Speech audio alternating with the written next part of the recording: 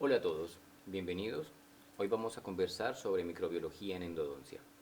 No vamos a adentrarnos en detalles moleculares o microanatómicos, sino más bien veremos la microbiología más dirigida a lo que es el entorno clínico.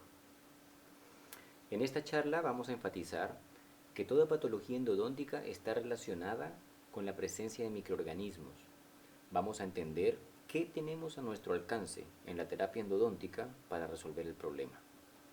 Veremos cómo las diversas etapas del tratamiento endodóntico afectan el ecosistema de la cavidad pulpar para así poder orientar nuestras decisiones terapéuticas de manera que podamos lograr resultados predecibles en la práctica clínica. Esta ratita que vemos acá se encuentra en el Instituto de Genética de la Universidad Rusa de Novosibirsk. Es un reconocimiento a los millones de animales que donan su vida y sufrimiento por la ciencia. Justamente, Kakehashi y su equipo descubrieron un tesoro académico gracias a sus desafortunados animalitos de experimentación. Como se habrán dado cuenta, este documento data del año 1965. A pesar de su antigüedad, sigue siendo el punto de partida para la investigación científica en esta materia y permitió crear los cimientos sobre los que se construyó la endodoncia como disciplina científica. Este equipo de investigadores demostró que la presencia de microbios en la cavidad endodóntica es el requisito supremo para que se desarrolle patología periapical y que los procesos de reparación de tejidos dañados, así como el pronóstico, están estrictamente condicionados por ellos. Más adelante, cuando abordemos el tema pronóstico en endodoncia, analizaremos en mayor detalle este valioso clásico de la literatura científica en endodoncia. Aquí vemos un gráfico de barras donde se ilustra el tipo y frecuencia de microorganismos encontrados en cualquier diente con pulpa necrótica que se encuentra asintomático. Lo determinaron mediante hibridación de DNA. Lo primero que debe llamarnos la atención es la variedad de microorganismos presentes coexistiendo en un microambiente que les provee todo lo necesario para tener absoluta autonomía. La hibridación de DNA y otras técnicas de muestreo molecular son algo relativamente nuevo en endodoncia. Antes de la década del año 60, lo que sabíamos sobre los microorganismos que infectan la cavidad pulpar venía del cultivo de bacterias. Lamentablemente, la mayoría de microbios endodónticos no son cultivables, lo que llevó a los investigadores a trazar conclusiones equivocadas sobre los efectos del tratamiento endodóntico. Se sobreestimó el poder desinfectante de algunos medicamentos al encontrar cultivos negativos y se subestimó el poder de la irrigación. Gracias a la tecnología genética y molecular, sabemos, por ejemplo, que el conducto infectado tiene 10 y 50 especies de bacterias aproximadamente, que la microbiota del conducto infectado es muy similar a aquella del saco periodontal enfermo y que incluso los granulomas apicales pueden contener diversas formas de biofilm con microorganismos como la Actinomyces y el Fusobacterium nucleatum. Ahora vamos a revisar cómo se las arreglan los microorganismos para colonizar el sistema de conductos radiculares. La vía de entrada más frecuente es cualquier daño estructural en la corona dental. Habitualmente, aunque no siempre, puede ser por caries. La lesión cariosa es rica en bacterias aerobias y anaerobias gram positivas, pero 2 a 3 milímetros debajo del tejido pulpar infectado, el tejido vivo se encuentra estéril y en relativa normalidad. Siempre que exista vitalidad pulpar, se considera que la cavidad endodóntica se encuentra libre de bacterias, lo que repercute en una alta tasa de éxito en el tratamiento. Empero, una pulpa necrótica se encuentra generalmente contaminada y esto afecta negativamente el pronóstico. Una vez la pulpa muere, la inevitable invasión de microorganismos avanzará progresivamente bajo la influencia de algunos factores que debemos conocer para poder planificar nuestro tratamiento de manera que logremos dificultarles la supervivencia y la posible reinfección. En primer lugar, el potencial redox o potencial de oxidorreducción. La disponibilidad de oxígeno condicionará dramáticamente las especies microbianas que conviven al interior del sistema de conductos radiculares. Los microorganismos más difíciles de eliminar son los facultativos, aunque rara vez se encuentran presentes en la primera infección de un diente dañado. Los restos pulpares necróticos son una fuente inagotable de alimento para los microbios endodónticos, y su proliferación aumenta si es que la cámara pulpar se encuentra expuesta al ambiente bucal. La interacción entre microorganismos es un importante factor a considerar, ya que ellos pueden protegerse mutuamente, alimentarse, comunicarse e inhibir su crecimiento. El sistema inmune del organismo anfitrión u hospedante tiene poco efecto sobre la colonización microbiana de la cavidad endodóntica, porque el diente necrótico carece de irrigación sanguínea y se encuentra privado de los mecanismos celulares y humorales de defensa inmune. Las características de la población de microorganismos en el interior del diente infectado varía según su ubicación, condicionada en gran medida por la disponibilidad de oxígeno. Así, veremos que en la porción más coronal, cerca del 50% de los microorganismos son anaerobios. En la medida que avanzamos hacia la profundidad de los conductos radiculares, este porcentaje se incrementa hasta cerca del 90%. Estos microorganismos son capaces de invadir los túbulos dentinarios e incluso salir a través del foramen apical para formar biofilms sobre el cemento del ápice radicular. También los encontramos en el interior de lesiones periapicales en forma de gránulos de sulfuro. Aquí estamos hablando de una primera infección de los conductos en donde la microbiota es similar a la del saco periodontal activo, con predominio de los complejos rojo y naranja. Como ustedes saben, los microorganismos normalmente no se encuentran suspendidos en estado planctónico, sino asociados en forma de biofilms o biopelículas. Los biofilms les ofrecen ventajas para la supervivencia, como la protección contra medicamentos e irrigantes endodónticos, facilidad en la toma de nutrientes y alimentación cruzada, remoción de productos metabólicos peligrosos por parte de otras bacterias y la adecuación de un microambiente con condiciones de oxidación-reducción favorables. Dentro de las características destacables de la organización de biofilms, podemos resumir que es una matriz de exopolisacáridos rica en proteínas y sales en una solución acuosa.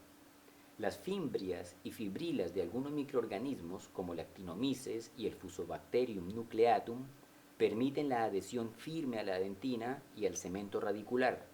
Por eso, estos son los primeros microorganismos en llegar, para crear el andamiaje que dé sustrato al biofilm. Hay además intercambio genético entre bacterias, compartiendo información sobre resistencia a medicamentos, y una vez ha madurado este biofilm, ocurre desprendimiento, lo que permite propagar la infección a una mayor superficie. Las características de la microbiota varían según la ubicación en el interior del diente, dependiendo de la disponibilidad de nutrientes y oxígeno. El número de anaerobios en el interior del conducto es 41 veces mayor si se estudia mediante PCR que cuando se mide por conteo de colonias. La capa de detritos adheridos o smear layer puede ser un obstáculo físico para que algunos microorganismos penetren en los túbulos dentinarios, aunque el Enterococo fecalis, que es un anaerobio facultativo, puede invadirlos con facilidad. Recuerde que la microbiota en la primera infección endodóntica es similar a la del saco periodontal activo, es decir, predominan anaerobios gram negativos. En general, estos son los microorganismos más fáciles de eliminar mediante una irrigación eficiente y son capaces de inhibir el crecimiento de otros patógenos más resistentes como el Enterococo fecalis, que es gram positivo facultativo. Por esta razón, este último rara vez se encuentra en una primera infección endodóntica. Continuando más allá del foramen apical, la lesión periapical refleja la misma microflora del conducto infectado. Como sabemos, cuando hablamos de infección primaria, nos referimos a la primera vez que el diente se infecta. En ese caso, encontramos principalmente anaerobios y algunos facultativos en menor proporción, actinomices, prebotela, bacterias entéricas y hongos. Puede haber también virus herpes. El Enterococo fecalis, temido por su alta resistencia a irrigantes y medicamentos endodónticos, es rara vez encontrado. Tan solo alrededor del 10% de las lesiones o infecciones primarias lo tienen. El cemento radicular, en el ápice de dientes con lesión radiolúcida, está cubierto con biofilm maduro en más del 90% de los casos. En contraste con las infecciones primarias, las secundarias o refractarias son aquellas que se forman después o a pesar de haber realizado la terapia endodóntica. La presencia de una lesión periapical refractaria es evidencia del fracaso del tratamiento endodóntico. Muestra que a pesar de la intervención clínica, el diente permanece infectado. En este tipo de lesión, la microbiota se caracteriza por el predominio de microorganismos gram positivos facultativos. En dientes sometidos a tratamiento de endodoncia, que están groseramente mal hechos, y en dientes intervenidos en múltiples sesiones, la microbiota primaria, que inhibe el crecimiento de bacterias entéricas y hongos, es eliminada. En su ausencia, los microbios gram positivos facultativos, como Enterococo fecalis, pueden proliferar al no encontrar competencia por el alimento. De esta forma, colonizan el sistema de conductos, creando una infección más difícil de eliminar con nuestro arsenal endodóntico. En el interior de la lesión periapical encontramos gránulos de sulfuro. Son una forma de biofilm maduro en que se pueden identificar alrededor de 10 especies de microorganismos, estando el actinomices presente en la mayoría. Estos gránulos pueden incluso contener en su interior macrófagos atrapados fagocitando bacterias. Aquí vemos gránulos de sulfuro mediante diferentes técnicas microscópicas: microscopía óptica, barrido y transferencia. La escala de referencia es una micra. Como hemos visto hasta aquí, la terapia endodóntica irá dirigida principalmente al combate de microorganismos. Cada una de las etapas del tratamiento debe dirigirse a la reducción en su número, ya que es imposible eliminarlos del todo, y a crear además un microambiente lo suficientemente hostil para impedir la recolonización. Aquí vemos diferentes imágenes de microscopía electrónica de barrido que ilustran varios tipos de biofilm. La imagen superior muestra la forma de diplococo que caracteriza al infame Enterococo fecalis. Este tipo de imágenes son fácilmente reconocibles ya que se encuentran difundidas en la literatura científica, pero para hacernos una idea macroscópica de lo que es un biofilm maduro y qué se necesita para eliminarlo, vamos a detenernos en esta imagen. Aquí vemos un ejemplo de asociación entre múltiples especies de microorganismos protegiéndose mutuamente, perfectamente organizados y firmemente adheridos a una superficie sólida. Si extrapolamos la idea de esta superficie lisa a lo que ocurre en las paredes de los conductos radiculares, que son irregulares, heterogéneas, intrincadas y en gran medida inaccesibles, comprenderemos el enorme desafío al que nos enfrentamos cuando vamos a intervenir un diente infectado. Más aún, si observan detenidamente ese retrete, notarán que el agua se encuentra cristalina. No importa el volumen de agua que circule por esa taza, el biofilm no será eliminado. Si queremos ver una superficie limpia y compatible con la salud, será necesaria la abrasión física, el uso de potentes soluciones detergentes y mucho líquido circulante. Eso mismo lo necesita un diente infectado durante el tratamiento endodóntico. Hasta aquí ya conocemos los detalles y características de la infección endodóntica de forma general. Ahora vamos a analizar cómo podemos atacarla para reducir la carga microbiana hasta un punto que permita la cicatrización de los tejidos periapicales. La eliminación total de microorganismos es una ilusión. Lo mejor que podemos conseguir con la tecnología disponible actualmente es reducir la carga microbiana. Pese a la complejidad de este desafío, la tasa de éxito del tratamiento endodóntico del diente infectado puede ascender por sobre el 80% si se utilizan adecuadamente los recursos disponibles. Estos son los recursos con los que contamos para enfrentar la infección endodóntica. El más relevante de ellos, por su impacto ampliamente demostrado, es la preparación bioquimiomecánica. Comenzaremos por el sistema inmune del organismo anfitrión u hospedante. Recordemos que el diente infectado, por lo tanto necrótico, carece de irrigación sanguínea. Los mecanismos de inmunidad celular y humoral son un obstáculo minúsculo para el avance de microorganismos en el interior de los conductos. Dado que el hueso cuenta además con irrigación sanguínea limitada, la defensa inmune consiste en crear una cavidad ósea periapical gracias a la secreción de citoquinas y agentes inflamatorios, con el fin de crear una barrera de tejido de granulación. Muchas veces esta cavidad está parcialmente epitelizada para limitar aún más la diseminación de la infección. Administrar antibióticos para tratar la infección de un diente necrótico y por lo tanto carente de irrigación sanguínea no tiene mucho sentido. Tampoco se han mostrado útiles en el tratamiento de lesiones periapicales, ya que éstas se nutren desde el conducto radicular necrótico y no se ha podido demostrar que mejoren el pronóstico a largo plazo en el tratamiento endodóntico. Son necesarios, eso sí, cuando hay evidencia clínica de que la infección está siendo diseminada a planos profundos, lo que conocemos como infección aguda. La preparación bioquimiomecánica es en definitiva el factor importante para la prevención y tratamiento de la infección endodóntica. Logra la eliminación de la mayoría de microorganismos de los conductos radiculares. Cuando hablamos de preparación bioquimiomecánica, nos referimos a tres acciones terapéuticas: la instrumentación mecánica, la irrigación y la medicación de los conductos. Esas tres herramientas funcionan en conjunto, pero la más importante de ellas es la irrigación. La instrumentación por sí sola se ha demostrado inútil para reducir el conteo microbiano. No obstante, nos permitirá ampliar el intrincado sistema de conductos para poder llevar de forma más eficiente una solución de irrigación que tenga potente acción desinfectante y capacidad de disolver el tejido orgánico.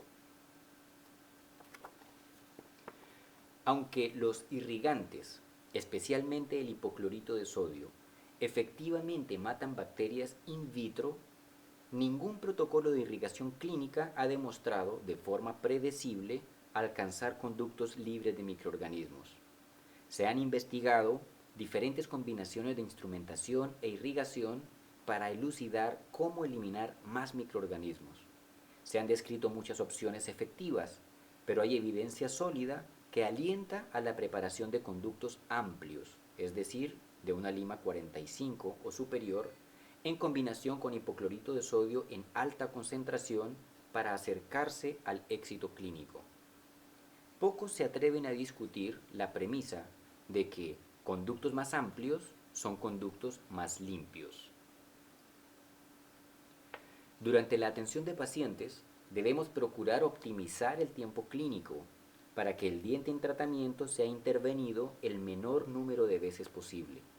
No olviden que cuanto mayor es el número de sesiones en un tratamiento endodóntico, tanto más fácil será aislar enterobacterias gram positivas facultativas como el Enterococo fecalis y hongos como la Candida albicans.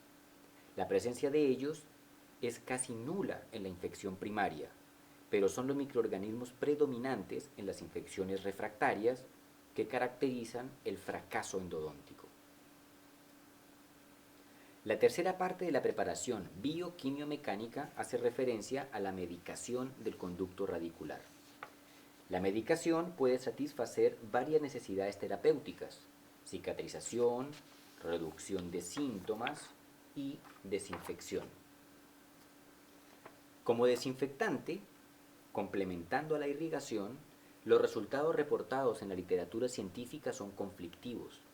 En algunos estudios han mostrado disminuir la infección, mientras que en otros de hecho la empeoran. En estudios in vitro, todos los medicamentos probados muestran capacidad antimicrobiana prometedora.